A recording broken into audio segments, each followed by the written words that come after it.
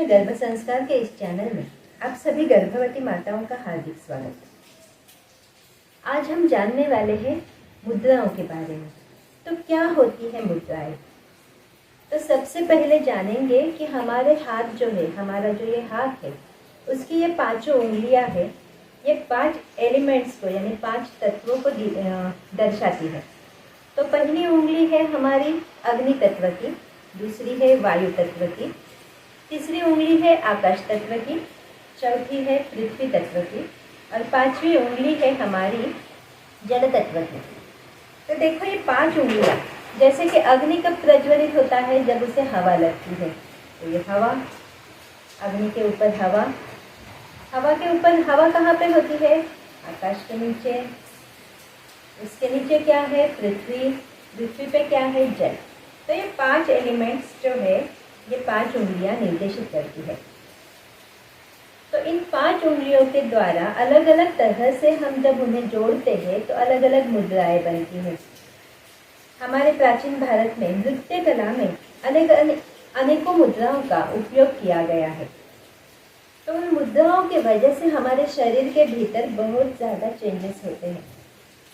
तो गर्भावस्था के भीतर भी इसी तरह के बदलाव होते रहते हैं और किन किन मुद्राओं का उपयोग करके आप अपने गर्भस्थ शिशु को एक सुंदर जीवन प्रदान कर सकते हैं, इसके बारे में आज हम आपको बताने वाले हैं।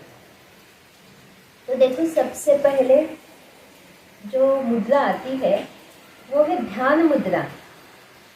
ध्यान मुद्रा नाम से ही पता चलता है, ध्यान धारण करने के लिए यानी मेडिटेशन के लिए जिस मुद्रा का प्रयोग किया जाता है उसे कहते हैं ध्यान मुद्रा। तो बनती कैसे है? लेफ्ट हैंड के ऊपर राइट हैंड रखने से बनती है ध्यान मुद्रा।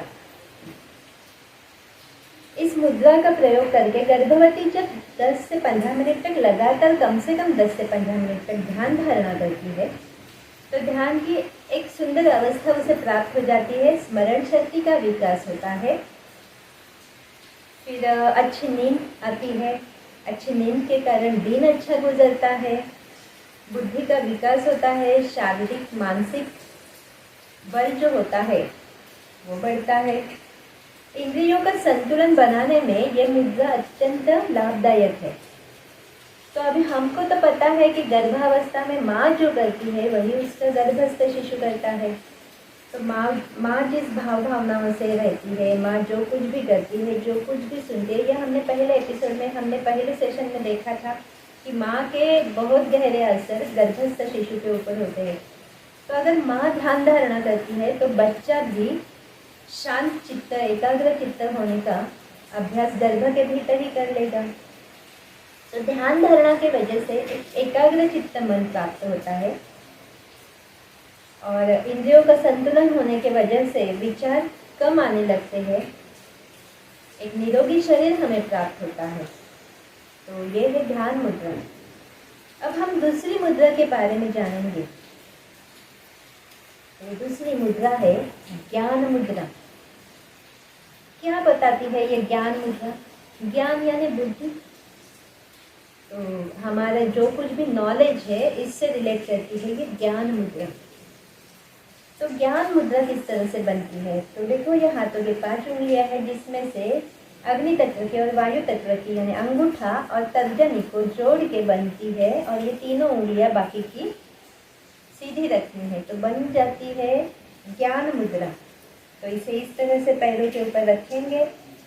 सुखासन में बैठ सकती है, पद्मासन में बैठ सकती है, अर्ध पद्मासन। लेकिन आप गर्भवती हो तो सुखासन में बैठो, रीढ़ की हड्डी सीधी रखो और इस तरह से अपने हाथों को रख के ज्ञान मुद्रा, आंखें बंद करके एकाग्र चित्त हो जाओ। 10 से 15 मिनट के लिए कोई ओमकार का या गायत्री मंत्र का या कोई प्लेन म्यूजिक का जाप लगा के इस तरह से आपको बैठना है। तो ज्ञान मुद्रा क्या बताती है? ज्ञान का विकास यानी बुद्धि का विकास इस मुद्रा के कारण हो जाता है।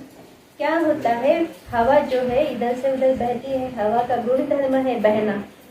तो जब हम इस तरह से बैठते हैं तो हम हमारे शरीर के भीतर की वायु को कंट्रोल करते हैं, उसका बहाव जो है वो कम हो जाता है, तो विचार अपने आप संतुलित होने लगते हैं। तो इसके कारण बुद्धि सरलतर सूक्ष्मतम विषयों को सरलता से समझ लेती है।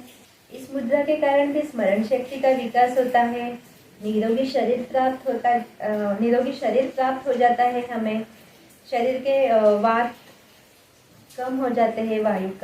वायु को हम जब कंट्रोल करते हैं तो शरीर का वात प्रवृत्ति जो होती है शरीर के भीतर की, वो कम हो जाती है। मन को एक शांति की अवस्था प्राप्त हो जाती है। सारे मुद्राओं में वही होता है, मन को एक शांति की अवस्था प्राप्त हो जाती है।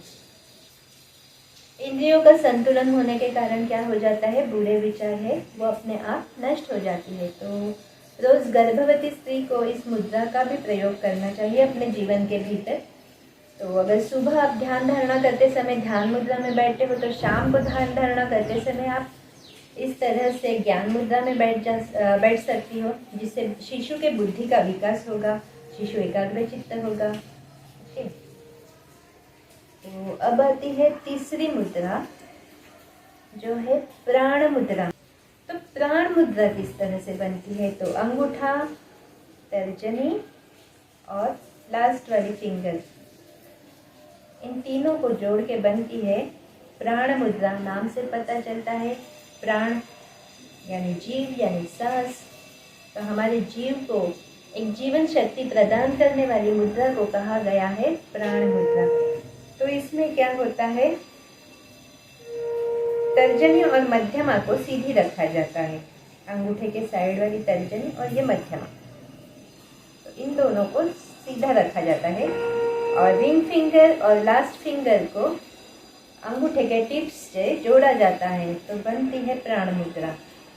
प्राण मुद्रा के कारण शरीर में प्राणवायु का विकास बढ़ने के कारण एक निरोगी शरीर प्राप्त हो जाता है। निरोगी शरीर यानी निरोगी मन, यानी शांत मन प्राप्त होता है। शांत मन, निरोगी शरीर यानी बुद्धि का विकास, कंसंट्रेशन, एकाग्रचित्तता, ये सारी खूबियाँ गर्भस्थ शिशु के भीतर और आपके भीतर भी आने लगती है।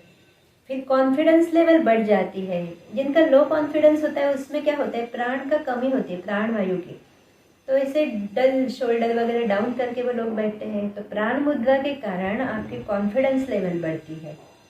तो इस मुद्रा का प्रयोग ज़रूर करना चाहिए। और एक बात है, ये प्राण मुद्रा जो है शरीर के विटामिन्स को बैलेंस करती है।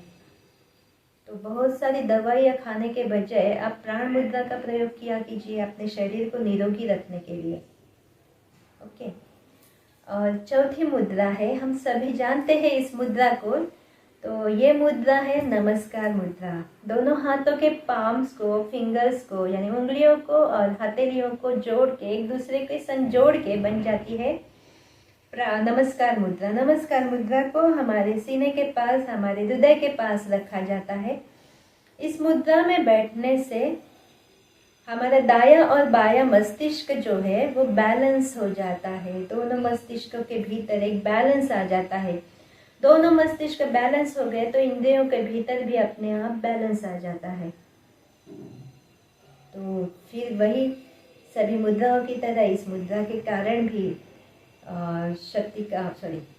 इस मुद्रा के कारण भी हमें बहुत अच्छे से हमारा ध्यान हो जाता है। इस मुद्रा के कारण हमारी स्मरण शक्ति का विकास होता है। इस मुद्रा के कारण एक निरोगी स्वस्थ शरीर हमें प्राप्त हो जाता है।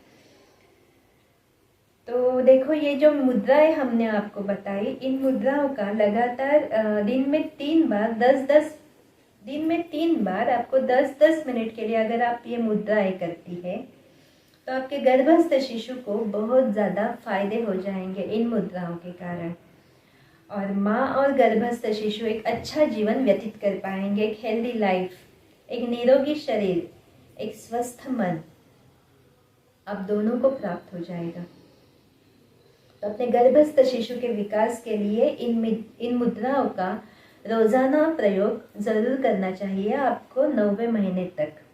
तो इन मुद्राओं का प्रयोग करके आपको क्या प्राप्त होगा, एक गुणवंत धनवंत कीर्तिवंत निरोगी स्वस्थ शरीर वाला, सुदृढ़ दिमाग वाला, आनंददायी दीर्घायुषी बच्चा आपको प्राप्त हो सकता है। तो ऐसे ही बहुत सारे अलग अलग चीज़ें सीखने के लिए गर्भावस्था के भीतर आपको क्या क्या सीखना है, कैसे कैसे बच्चे के ऊपर संस्कार करने हैं, ये सारी चीज़ें सीखने के लिए हमारे चैनल को लाइक कीजिए, सब्सक्राइब कीजिए, हमारे चैनल से जुड़े रहिए, क्योंकि लगातार हमारे अलग अलग गर्भावस्था के ऊपर अलग अलग सेशंस आने वाले हैं। अलग अलग संस्कार आने वाले हैं। हम ऐसे ही आपको अलग अलग बातें बताएंगे कि किस तरह का उपयोग करके, किन चीज़ों का उपयोग करके आप गर्भावस्था के भीतर अपने शिशु को उत्तम से उत्तम संस्कार प्रदान कर सकती है। तो अब हमें आज्ञा दीजिए। जय श्री कृष्ण।